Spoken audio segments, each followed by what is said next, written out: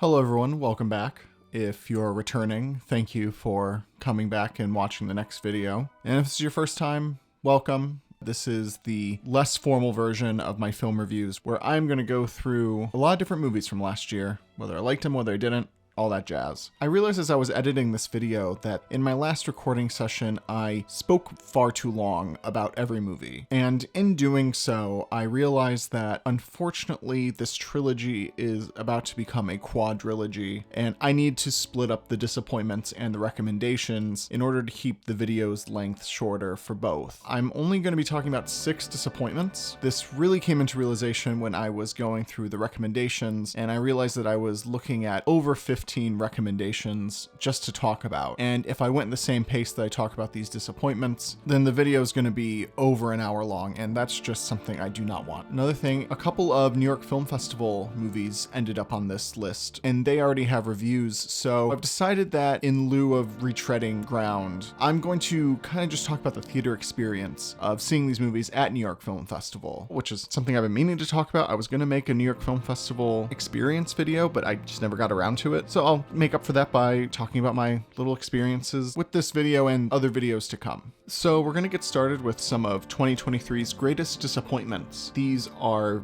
films that did not make the bottom 10. They are also films where I was very excited for and they came up short, which was very disappointing. These are movies that I would also still tell people to check out and make their own opinion on. I don't really think these movies are, like a waste of time or anything like that. It's just things featured in the film that just don't work for me. And with a lot of these movies, there are things that work very well. You know how it goes. These things happen every year. I know when I discuss films with people, I can come off sounding a bit intense when I talk about movies, but the last thing I really want is for someone to not watch something because I ran my mouth and, was acting sassy about something. So I would say one of the biggest disappointments of 2023 for me was Saltburn. It feels like Emerald wrote a 100-minute screenplay, and then while they were filming the movie, she wrote 30 more minutes of material that would have just changed the movie entirely. But for some reason, when she got into the editing room, they took everything they shot, shoved it all together, and was like, oh, this is a cohesive movie. Let's put this out in the world. I do think the cinematography by Linus Sandgren is great. Some of the shots are truly some of the best of the year. At one point, I would say an hour or so into the movie, I thought to myself, if this movie would get out of its own goddamn way, it would be my favorite of the year. But then thankfully, I didn't have to worry about that for much longer, because once Emerald put out that third act twist, I legitimately hated the film at that point. I was honestly disgusted by the politics of the final message of the film. It just seems like Emerald did not understand the implications of what she was trying to say in order to be a kind of edgy and subvert expectations, which just ended up not being good, not being interesting, honestly just being insulting. So that's Saltburn.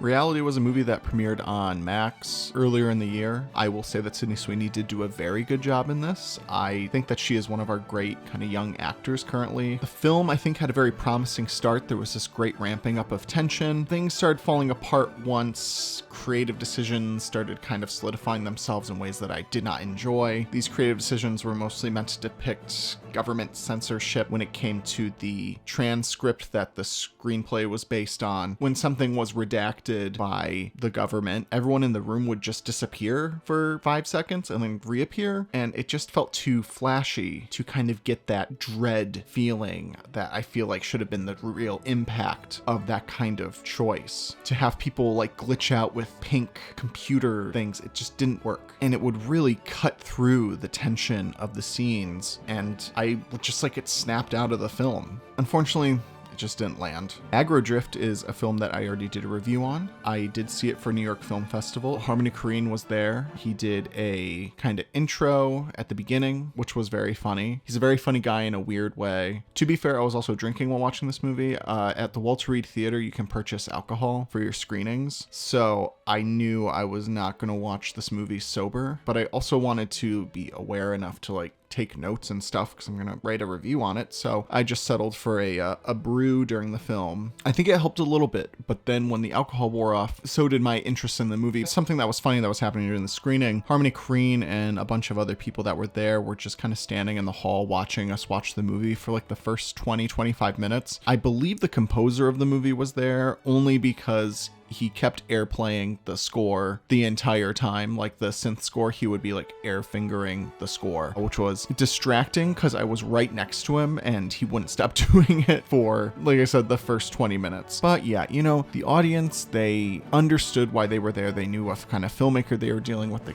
basically knew what movie they were dealing with. So we were kind of laughing at/with the movie. It got a little more towards at the movie near the end, but we did all do a sympathy clap when the big finale happens. It's worth going once. I would never condone drug use, but this would be the movie to do it. Another movie that I saw at New York Film Festival, which was a disappointment, was Evil Does Not Exist. Again, there was a review about this. This one really hurt because of how much I love Ryusuke Hamaguchi, but I basically get into my disappointment in the review. There was a woman who was being honored at New York Film Festival, I believe, for her continued service. I think she had been there for a multitude of years, and during Evil Does Not Exist, I happened to be sitting right behind her. I also ended up standing behind them in line for another movie later. I think it was the next day, for The Zone of Interest, and I kind of hoped that I wouldn't be sitting behind her the second time, because during this movie, her husband, who was with her, would not stop talking about how bored he was of the movie, being fairly loud about it, and I was just kind of shocked that someone who's going with their partner who was being honored by Lincoln Center, you'd think they would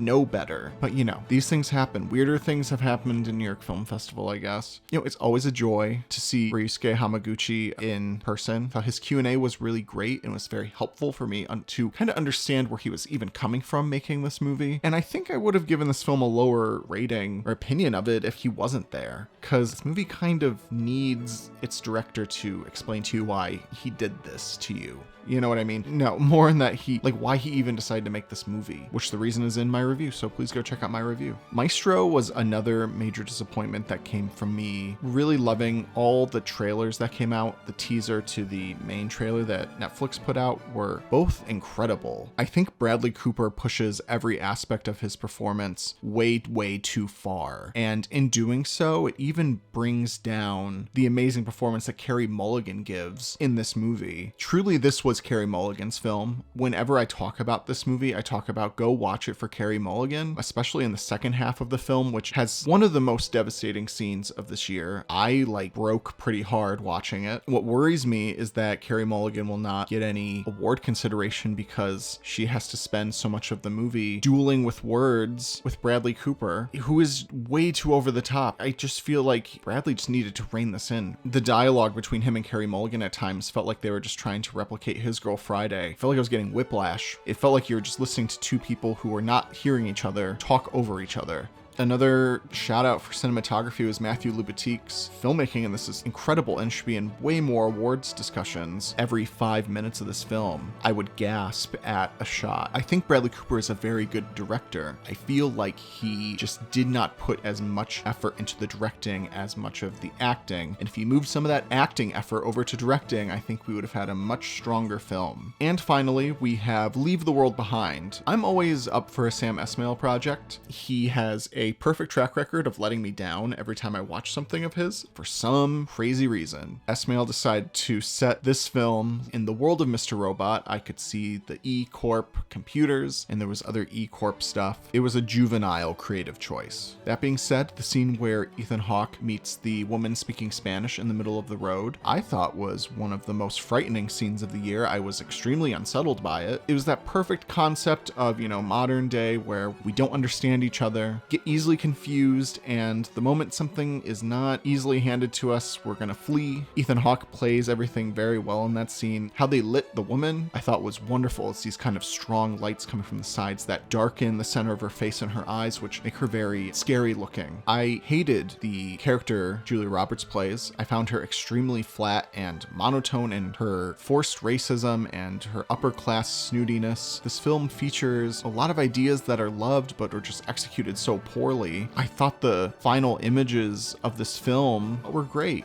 but the delivery, especially Mahershala Ali's final little speech, which had a great buildup and then just kind of fizzed out, it just left everything very half-baked. I walked away not really feeling the urge to ever need to watch this movie again. I would still tell people, go watch this movie, make up your own opinion on it. Okay, well, that was the disappointments list. Thank you for watching, everybody. I hope you enjoyed the video. I hope the video did not deter you from trying to check out any of these films. Again, these are movies that I would still tell people to go see, even though they didn't really do exactly what I wanted or didn't do enough for me. They're still good enough in there to encourage others to check it out. My Kickstarter is still going very well for my documentary. We just got fully funded, which is incredible. I couldn't be happier about that. And we still have at least 20 days left for more people to donate. So there's going to be a link in the description. I ask everyone to please check it out. And if it's something that you'd be interested in, starting at just $1, you're going to get your name in the credits of this documentary, and you're going to get a digital screener, which you can watch at any time. So again, thank you for watching. If you enjoyed the video, feel free to like and subscribe. And if not, I'm sorry. That really was not my intention. And,